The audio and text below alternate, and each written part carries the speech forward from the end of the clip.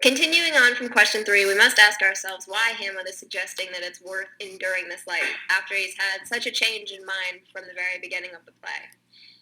So Hamlet cites that just instead of having only your religion to hang on to as a reason for living, that there's also a fear of the unknown in the afterlife, because there is the possibility that the afterlife is worse than the sea of troubles that one has to endure while living, because you would never be able to tell if you were going to purgatory or straight to hell unless you're constantly atoning for your sins, which is unreasonable and hard to do. Halle's line 83, thus conscience makes cowards of us all, in many ways representative of Hamlet's character throughout the play. Explain. Hamlet attempts to kill the king multiple times throughout the play, but his conscience keeps holding him back. When faced with the opportunity to avenge his father, Hamlet hesitates, contemplating the act he is considering committing. His conscience makes him a coward for being unable to kill the king, eventually leading to his own death. It is most evident that Hamlet's conscience keeps him from action when looking at the play within a play.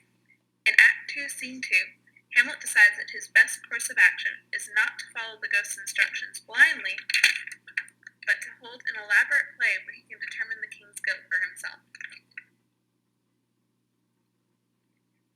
The spirit that I have seen may be a devil, and the devil hath power to assume a pleasing shape, perhaps out of my weakness and my melancholy, as he is very potent with such spirits, abuses me to damn me. I have grounds more relative than this. The play's the thing, wherein I'll catch the conscience of the king.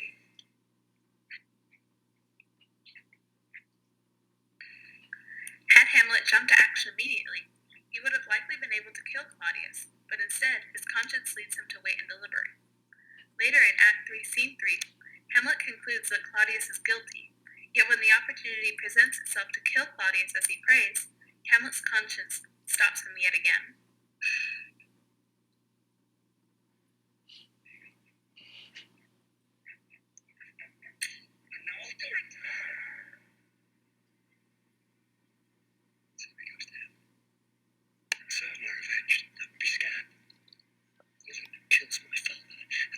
His sole son to this same villain sent to heaven? This is hire and salary, not revenge.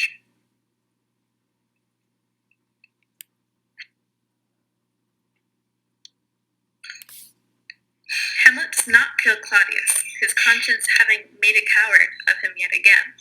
Had Hamlet killed Claudius at some point early in the play, he might have been able to avoid the series of events which led to his death.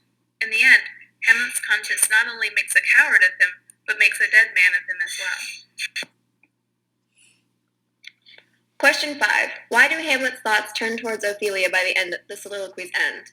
And here again we have the excerpt to make the contextualization of this question a little easier. And lose the name of action, soft you now, the fair Ophelia, nymph in thy horizons, be all my sins remembered.